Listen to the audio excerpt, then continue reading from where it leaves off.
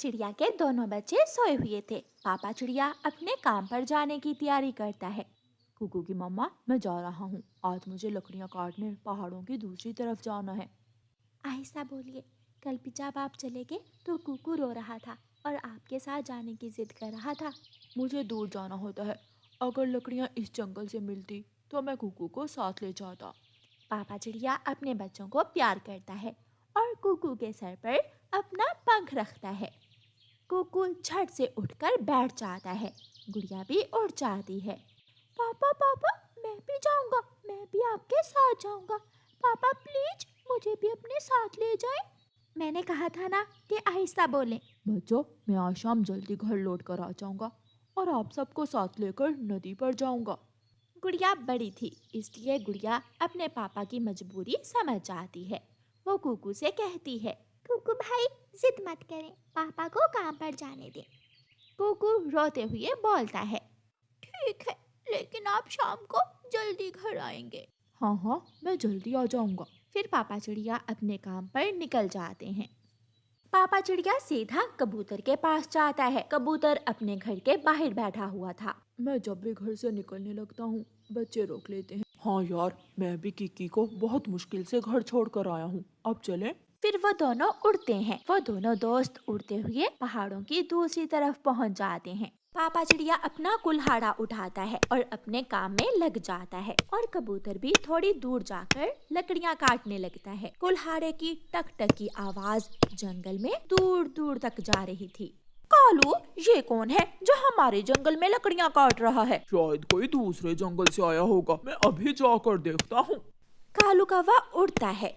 रुको रुको, कौन हो तुम? यहाँ से लकड़ियाँ किससे पूछकर काट रहे हो? हम तो कल भी यहाँ से ही लकड़ियाँ लेकर गए थे। जंगल में लकड़ियाँ काटने के लिए हमें किससे पूछने की जरूरत है? ये जंगल मेरा है, मैं मालिक हूँ इस जंगल का। चलो निकलो यहाँ से, वरना वरना मैं। क्या? क्या वरना? क्या कर लोगे तुम? कबूतर छोड़ो, हम यहाँ काम करने आए हैं, लड़ने नहीं आए।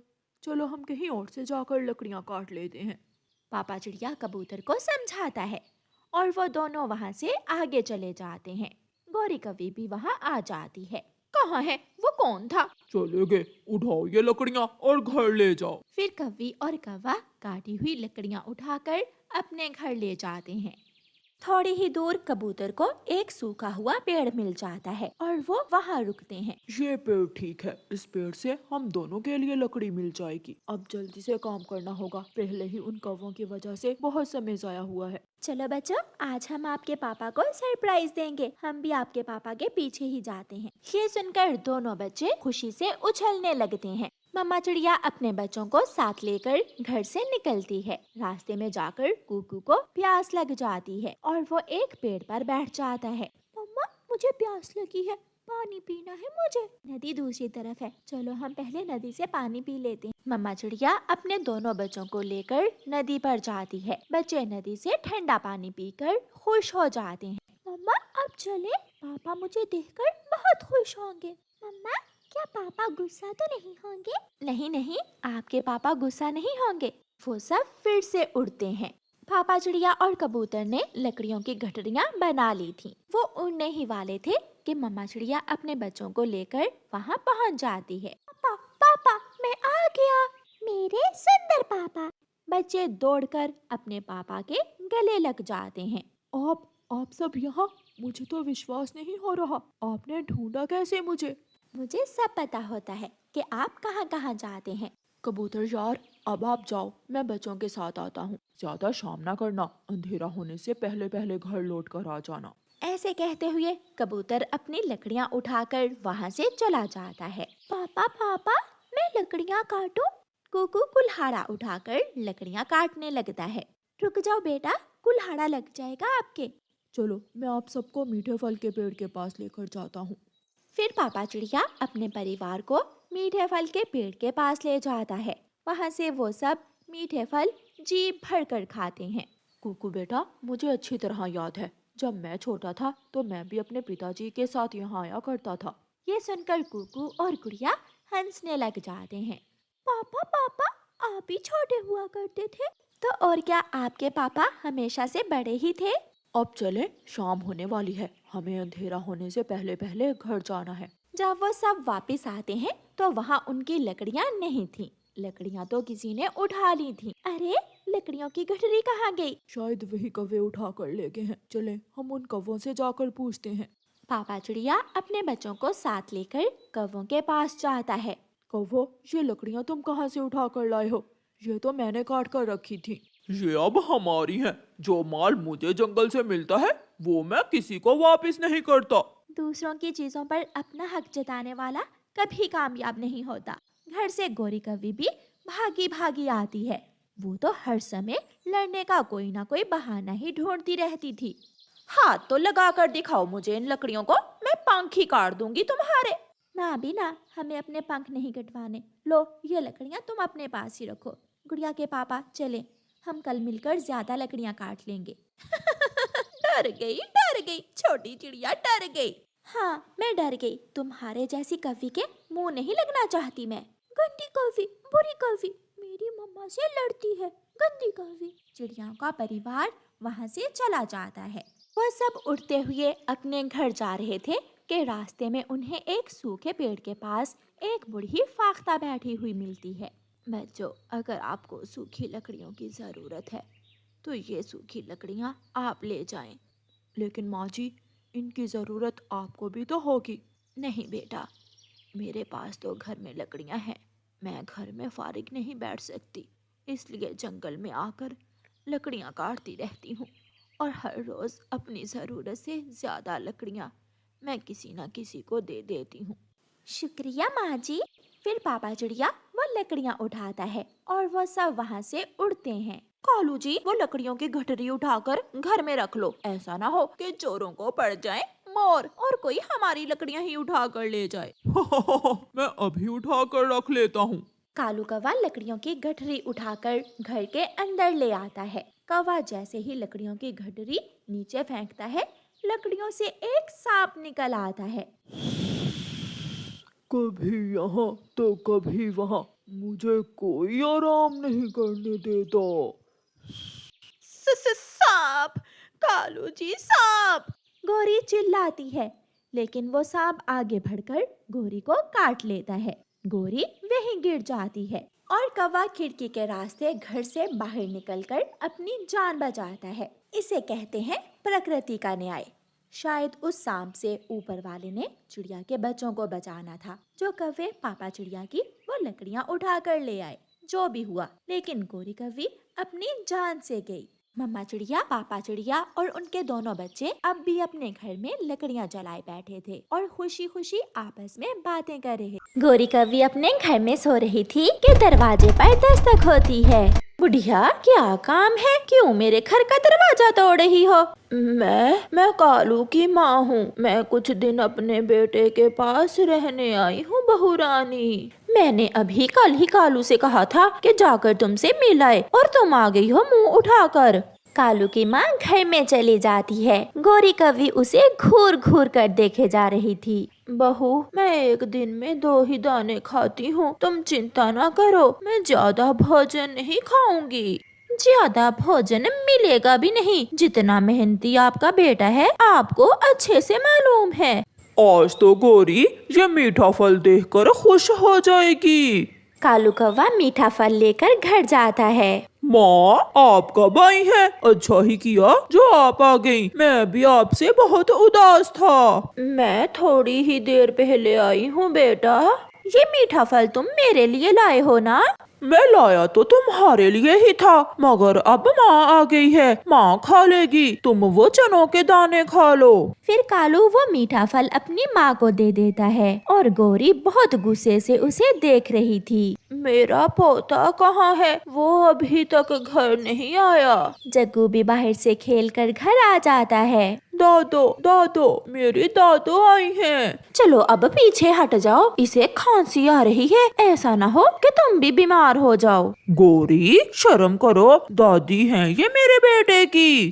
तो क्या हम सब बीमार हो जाएं इस बुढ़िया की वजह से? 3 घोंसले हैं और अब तुम्हारी माँ कहाँ सोएगी? अगर इतना ही प्यार है माँ से तो माँ के लिए घोंसला भी बना कर रखना था। मेरी चिंता ना करें बेटी, मैं फर्श पर ही सो जाऊंगी। नहीं माँ, आप घोंसले में सो जाएं और मैं चिड़िया के घर चला जाता हूँ। फिर कालू कौवा चिड़िया के घर चला जाता है। गोरी की सास का ध्यान दूसरी तरफ था। वो जग्गू से बातें कर रही थी। कल मैं अपने पोते को जंगल की सैर करवाने लेकर जाऊंगी। पीछे से गोरी कौवी एक घोंसले में पानी का गिलास डालकर उसे गीला कर देती है।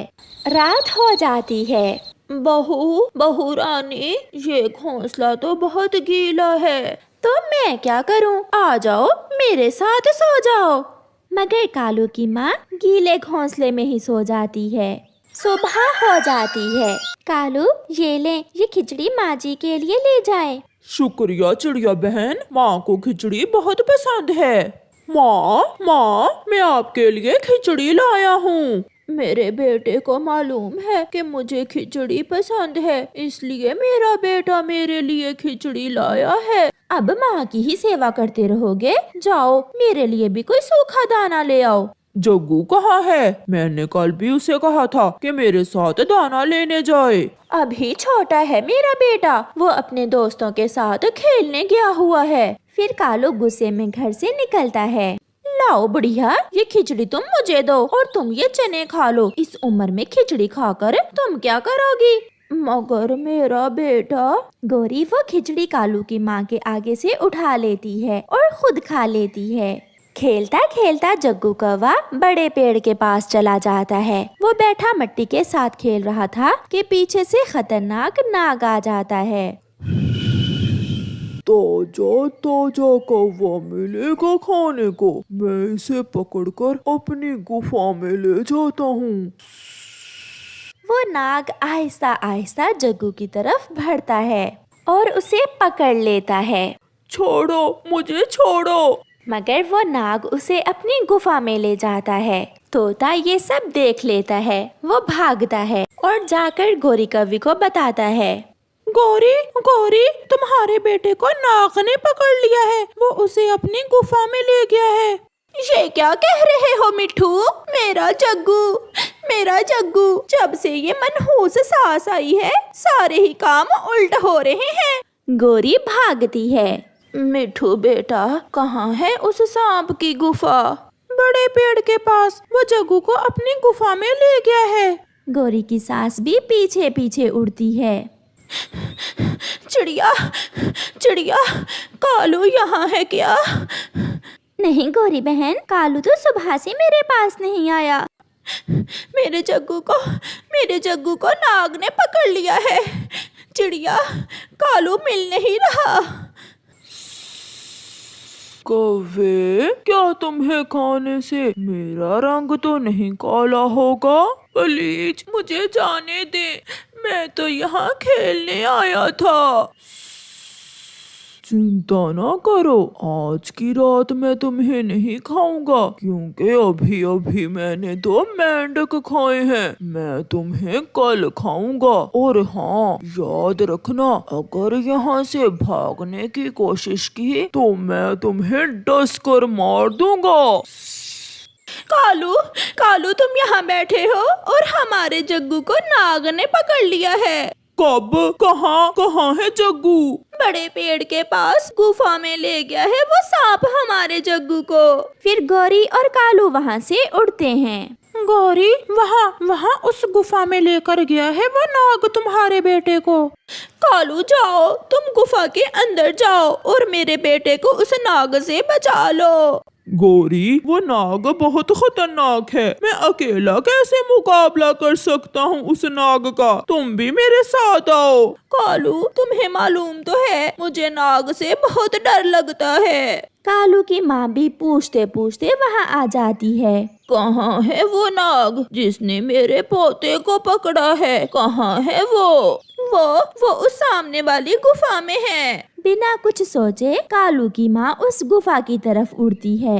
वो गुफा में चली जाती है। बूढ़ी कौवी, मरने आई हो क्या तुम यहाँ? दादो मुझे बचा लो। तो इसका मतलब दादी और पोता दो दो भोजन मिलेंगे मुझे आज। तुम मुझे तो मार सकते हो, मगर मैं अपने पोते को तुम्हें हाथ नहीं लगाने दूंगी। सांप आगे बढ़ता है।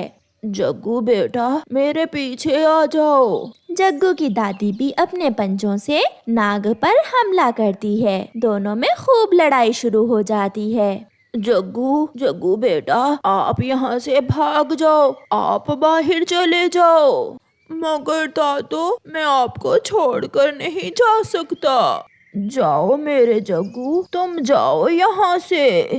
फिर जग्गू गुफा से बाहर चला जाता है। गौरी अपने बेटे को सुरक्षित देखकर उसे गले से लगा लेती है। मेरी दादो गुफा में नाग से लड़ रही है। पापा पापा दादो को बचा लें, वो नाग मेरी दादो को मार देगा। इतने में लहूलुहान जग्गू की दादो गुफा से बाहर आती है और आकर उनके पास गिर जाती है। जग्गू बेटा आप ठीक तो हो? मैं ठीक हूँ दादो। माँ आपको तो नाग ने डस लिया है, मैं अभी आपको बुलबुल के पास लेकर जाता हूँ। नहीं बेटा अब मेरे पास समय नहीं है। माँ आपने मेरे बेटे की जान बचाई, मैंने आपसे बहुत लड़ाई की और आपने फिर भी मेरे बेटे की जान बचाई है। बहू आप जितने भी बड़े हो जाओ हमारे लिए आप बच्चे ही हो, और माँ बाप कभी अपने बच्चों की बातों का बुरा नहीं मनाते। कालू की माँ मर जाती है। जग्गू बच गया था। गौरी और कालू जग्गू को लेकर घर वापस चले जाते हैं। कालू मैं बहुत बुरी हूँ, मैं खुद को कभी माफ नहीं कर पाऊंगी। गौरी जब समय गुजर जाए तो पछताने का कोई फायदा नहीं होता। अब मेरी माँ कभी लौट कर आने वाली नहीं है। प्यारे दोस्तों, इस कहानी से हमें सीख मिलती है कि हमेशा बड़ों की इज्जत करें, क्योंकि वो हमें सुरक्षित रखने के लिए अपनी जान तक दे देते हैं। आपका धन्यवाद।